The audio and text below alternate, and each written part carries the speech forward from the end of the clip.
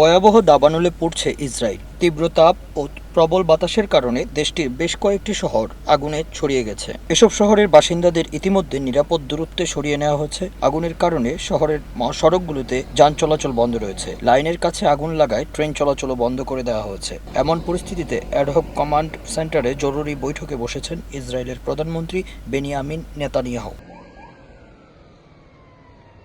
বুধবার ২৩ এপ্রিল রাতে আনাদোলুর এক প্রতিবেদনে এসব তথ্য জানা গেছে। প্রতিবেদনে বলা হয়েছে, মধ্য ইসরায়েলের মোসাব তামরুর কাছে প্রথমে আগুনের সূত্রপাত হয়। তাপমাত্রা বৃদ্ধি ও তীব্র বাতাসের কারণে তা ছড়িয়ে পড়েছে বিভিন্ন জায়গায়। এরপর বেইত সেমস শহরের বেশ কয়েকটি স্থানে আগুন লাগে। তীব্র বাতাসে আগুন ছড়িয়ে পড়ে শহরের দিকে বিদিকে। এক পর্যায়ে আগুন আরও ভয়াবহ আকার ধারণ করলে নিয়ন্ত্রণের বাইরে চলে যায়। এছাড়া এস্তাউল, বেইত মেইর এবং মেসিলাত জিওন শহর থেকে বাসিন্দাদের সরিয়ে নিয়েছে। ভয়াবহ আগুনের কারণে গাড়ি চালকরা তাদের যানবাহন ফেলেই শহর ছাড়তে বাধ্য হন। জনসাধারণকে সাবধানতা অবলম্বন করতে এবং ক্ষতিগ্রস্ত এলাকা থেকে দূরে থাকার নির্দেশ দিয়েছে পুলিশ। দাবানল ছড়িয়ে পড়া এলাকাগুলো থেকে জেরুজালেমের গুরুত্বপূর্ণ শহর বন্ধ করে দেওয়া হয়েছে। বিমানের সাহায্যে আগুন নেভানোর কাজ ইতিমধ্যে শুরু হয়েছে। আগুন নেভাতে গিয়ে ৭ জন দমকল কর্মী সহ কমপক্ষে ৯ জন আহত হয়েছে বলে খবর পাওয়া গেছে। ফায়ার অ্যান্ড রেস্কিউ অথরিটির একজন মুখপাত্র জানিয়েছেন, আগুন নেভাতে গিয়ে ৯ জন ব্যক্তি আহত হয়েছেন। তাদের মধ্যে ৭ জন দমকল কর্মী এবং ২ জন বেসামরিক নাগরিক।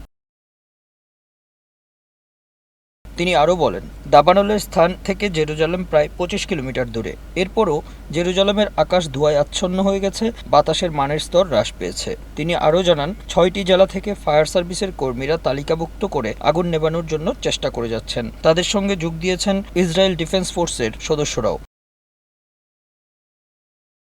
বেইত সেমসের উত্তরে দাবানল নেভাতে প্রায় ১১০টি অগ্নি নির্বাপক দল, ১১টি অগ্নি নির্বাপক বিমান এবং একটি হেলিকপ্টার কাজ করছে। এছাড়া ইসরায়েলি বিমান বাহিনী, উদ্ধার পরিষেবা ও পুলিশ কাজ করছে।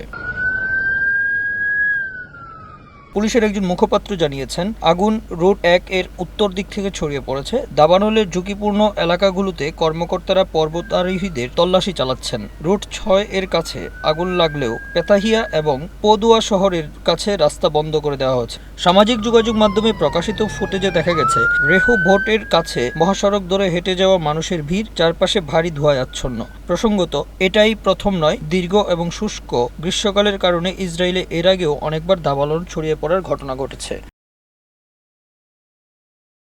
Bangla affairs news desk.